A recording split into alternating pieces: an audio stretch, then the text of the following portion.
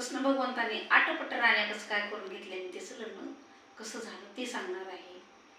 प्रथम असणारी रुक्मिणी माता, नंतर झाल्या जामवंती, तिसरी असणारी सत्यभामा आणि चौथी असणारी कालिंदीचं रूप धारण करून तपश्चर्या करत यमुनेच्या काठी बसलेली असलेली यमुना नदी होती ती सूर्यकन्या असणारी. मग तिचं असणारं विचारलं आणि मग तू कशासाठी तपश्चर्या करतेस म्हणून सांगितल्यानंतर मी कृष्ण भगवान मला मिळावे याच्यासाठी तपश्चर्या करते. तू भाग्यशाली आहे हे सासू पार्थ म्हणतो आणि भाग्यशाली असली तू एवढ्या तपश्चर्या केलीस म्हणून कृष्ण भगवान तुला मिळाले, तुझं फळ तुला प्राप्त झालं असं म्हणून सांगितलं आणि आशीर्वाद दिला. कृष्ण भगवंताची माझी भेट पाठवून दे म्हणजे असं तर दोघजण भेटले, रथात बसून मिरवणूक काढली, द्वारकेमध्ये घेऊन गेले. यथाविधी असणारं तिला मग लग्नात 4 दिवस लग्न सोहळा केला. मुहूर्त बघितलं लग्नाचं आणि 4 दिवस लग्न सोहळा केला. असं झाल्यानंतर कृष्ण आनंदानं गोकुळामध्ये द्वारकेत राहत असताना इंद्र काय झालं, मित्रवंद नावाचा राजा होता अवधी नगरीचा आणि त्याची असणारी कन्या मित्रवंदा सुरेख आणि सुंदर महान दिसायला तेजस्वी होती. लावण्याची खान जशी होती, रत्नाची खान तशा प्रकारे होती. तिची असणारी दात चमचम चमकायची अशी सुंदर कन्या होती त्या ठिकाणची. आणि पाहिल्याबरोबर सगळ्या राजे लोकांना वाटायचं की आपण हिला करून घेऊ, आपण हिला करून घेऊ असं वाटायचं. आणि मग तिला काय लहानपणापासून कृष्ण भगवंताची तिने कारकिर्दी ऐकलेली होती. कृष्ण भगवंताने गायी कशा राखल्या, कोणते कोणते राक्षस मर्दले, कशा कशा राक्षसाला मारले, कसा राक्षसाचा संहार केला ही तिला पहिल्यापासून कृष्ण आवडायचे. लहानपणापासून तिच्या मनामध्ये कृष्ण बसलेला. कसं राधेला कसा कृष्ण आवडतो, मीराला कसा कृष्ण आवडतो, द्रौपदीला कसा कृष्ण आवडतो, तसंच हिला मित्रवंती कृष्ण आवडायचा. अशा प्रकारे तिनं कृष्णाची भक्ती करायची. आणि कर जर आले एखादा तर म्हणायचे भजन करा, कृष्णाचंच भजन करून दाखवा, कीर्तन करा, हरी कीर्तन करा. अशा प्रकारे तिचं नामस्मरण करू लागली, भक्ती करू लागली, तपश्चर्या करू लागली, प्रार्थना करू लागली देवाला की मला कृष्णच पती मिळावा म्हणून. असं करत असताना मग तिच्यावर समजलं की आपले असणारे पिताश्री काय करू मला लग्नासाठी वर पाहू लागलेले इथं. आणि मग त्यावेळेस तिला समजलं आणि तिनं सांगितलं की पित्याला मला कुठलाही वर पाहू नका, सगळे असणारी माझ्या पिताश्री समान आहेत, भावा समान आहेत, नको दुसरे, मला फक्त एकच द्वारकेचा श्रीकृष्ण भगवान आणि त्याच्याशीच माझं लग्न करायचं आहे म्हणून सांगितल्याबरोबर पिताश्रीला आनंद वाटला तिच्या वडिलाला. आणि मग तिने स्थळ बघायचं सोडून दिलं आणि कृष्ण भगवंताशी लग्न. पण तिचे भाऊ इतके दोष करायचे, कृष्णाला आपली बहीण द्यायची नाही, आपली बहीण दुसऱ्यालाच द्यायची, हा गवळी आहे, हा चोरटा आहे, हा चांगला नाही, ही माकन चोर आहे, ह्याला कशाला द्यायची, राजाला मुलगी द्यायची, अशा प्रकारे दोष करायचे. कृष्णाला देणार नाही. पण तिला मनापासून वाटायचं की कृष्णच आम्हाला करून घ्यायचं आहे. आणि मग राज्यसभा भरली. राज्यसभा विवाहस्थळासाठी प्रत्येक ठिकाणचे राजे लोक त्या ठिकाणी आले, हातामध्ये माळ घेऊन हिला त्या ठिकाणी मित्रवंता उभा टाकली. आणि टाकल्यानंतर कित्येक ठिकाणचे राजे लोक येऊ लागले, हिला पाहू लागले त्या ठिकाणी. आणि मग सगळेजण कुणाला माळ घालणार, तिनं स्तब्धच राहिली, माळ हातामध्ये माळ. तिच्या मनामध्ये विचार करू लागले या ठिकाणी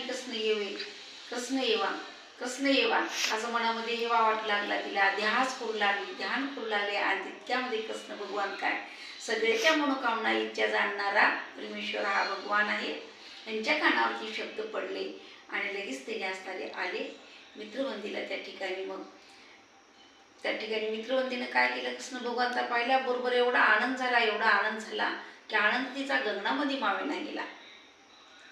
आता मला कोणालाही करून घ्यायची गरज नाही, मी फक्त कृष्ण भगवंतालाच वरणार आहे असं म्हणून त्या ठिकाणी पाहिलं. आणि सगळे राजे लोक तिच्याकडे पाहू लागले, आपल्याला मिळते का म्हणून. कुणाला हार घालते, कुणाला नाही म्हणत तिनं फक्त हार कुणाला तर कृष्ण भगवंतालाच हार घातला. आनंद झाला, जयघोष झाला त्या ठिकाणचा. त्याच्या असणाऱ्या त्या राजाला आनंद झाला एवढा की माळ घातली घरामध्ये मित्रवंतीनं, जयकार झाला. आणि मग तिचे भाऊ दोष करू लागले, कृष्ण भगवंताचं युद्ध करण्यासाठी आले. 4ही भाऊ असणारे कृष्णदोषी होते, दुर्योधन, दुःशासन, कर्ण, भीम, सर्वच त्या ठिकाणी राजे लोक तर कुठं लग्न पाहण्यासाठी आलेली होती विवाहस्थळी. पण तिने कोणालाही न घालता ह्यालाच असणारी घातली. हे काय राजा आहे का, हा गवळ्याचा मुलगा आहे, हा चोरटा आहे, दही दूध दोन्ही खातो, गवळणी सोबत राहतो आणि ह्याला कसं काय द्यायची मुलगी आपली, दोष करू लागले, राजाला नाहीतर कोणाला द्यायची म्हणून. आणि मग युद्ध करण्यासाठी उतरले. तर कृष्ण भगवंताने चारही भावासह युद्ध केलं, पराजय केलं आणि रथावर असणारी वितवंता घेतली आणि तो निघून द्वारकेला आला. द्वारकेला आल्यानंतर सर्वस्मध्ये स्वागत झालं त्या ठिकाणचं. आणि मग कृष्ण भगवंताचा जय जयकार झाला.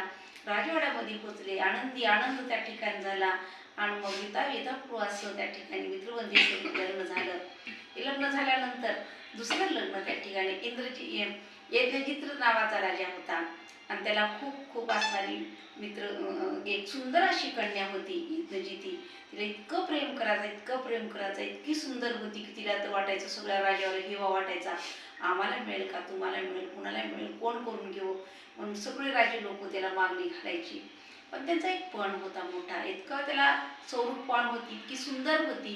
मग त्याला अभिमान होता, माझी एक कन्या, एक रत्न आहे, ही सुंदर आहे माझं, किती सुरेख आहे आणि माझ्यासारखा कोणच नाही, माझ्यासारखी इतकी कन्या माझी सुंदर आहे की दुसऱ्याला कोणालाच नाही, हेवा वाटायचा त्याला स्वतःला.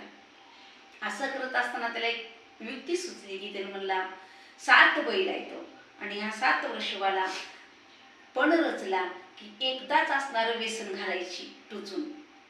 आणि इतके बैल ती मस्त मस्त होती, त्याला सांभाळून इतके मोठे गेले होते की ते बैल धरणं म्हणजे शक्य नव्हतं. मला बघताच भीती वाटायची, इतके मोठे बलाढ्य बैल त्या ठिकाणचे पाळून ठेवलेले, त्याला खाऊ घालून एवढं मोठं चारा पाणी, त्याला पेंड वगैरे अशी मोठे माजलेली बैल होती, ती कोणालाच धरू देत नव्हती. आणि मग अशाला कोण धरणार आहे. मग राजू लोक आले, पराजय लागला, राजे लोकांना वाटू लागले कसला पण रचलाय, याला काय अर्थ आहे का नाही, याला कसं करायचं, हे कसं युद्ध करायचं, कसं लावायचं, युद्ध करायचं असलं युद्ध करू आपण त्या ठिकाणी, धनुष्यबाण असला धनुष्यबाणाने युद्ध करू शकतो, गदा असला गदेच युद्ध होऊ शकतं, मल्लयुद्ध असे बरेच करता येते. पण ही कसला पण आहे, 7 बैलाला एकदाच त्या ठिकाणी व्यसन घालायची टुचून त्या, आणि मग पुन्हा असणारे माळ घालणार, असा पण रचला. गावगावचे दिवशीचे राजे लोक आले त्या ठिकाणी, कुणालाही शक्य होईना, ती स्तब्धच त्या ठिकाणी बसले. आणि इंद्रजी ते वाटू लागलं आता कोण येईल, त्याला कोण माळ घालल, असं त्या ठिकाणी असा पण रचून ठेवलेला आहे, आता काय करावं. आणि मग कृष्ण भगवान त्या ठिकाणी आले आणि बसले त्या ठिकाणी. काय चालले पाहिलं त्यांनी, सत्कार झाला त्या ठिकाणी आणि आनंदामध्ये बसले. कोणीही उठना आणि कोणीही त्या बैलाला व्यसन घालणं गेलं. मग एकच कृष्ण भगवान उठले आणि भगवंत असणारं भगवंताला काय देतं. मग काही कार्य असणारे ती करू शकते, त्यांच्या बैलही असले तर त्यांचे सगळे त्यांचाच आहे रूप. त्यांनी एकच वेळा असणार त्या ठिकाणी घेतलं आणि 7 बैलाला व्यसन घातली एकदम. का जे जे कार झाला की जी यज्ञसेना होती तिनं लगेच माळ घातली. घातल्याबरोबर आनंद वाटू लागला सगळ्याला, जे जे कार झाला त्या ठिकाणचा. आणि मग 4 दिवस लग्न सोहळा झाला. राजाला आनंद वाटला, नारायण असणारा, शेष भगवान असणारा, वैकुंठ विलास असणारा हा ही राजा आणि कृष्ण भगवान मला जावाई मिळाला म्हणून इतका आनंद वाटू लागला त्या राजाला, इतका की भयंकर त्या ठिकाणचा. एवढं दान धर्म दिला त्या ठिकाणी, एवढं दान दिलं की काय सांगायचे, रथ दिले, घोडे दिले त्या ठिकाणी, धन द्रव्य दिलं एक ठिकाणचं, दास दाशी एवढं देऊन त्या ठिकाणी मग कृष्ण भगवंताची बोळवण केली. आणि आनंदाने थाटामाटाने कृष्ण भगवान कुठं आले तर द्वारकेला त्या ठिकाणी झाली. आणि मग किती बायका झाल्या कृष्ण भगवंताला, तर असणाऱ्या 6 बायकासोबत लग्न झालं. आता राहिल्या 2. आता ह्याची कथा असणारी मी पुढे आणि उद्या सांगणार आहे.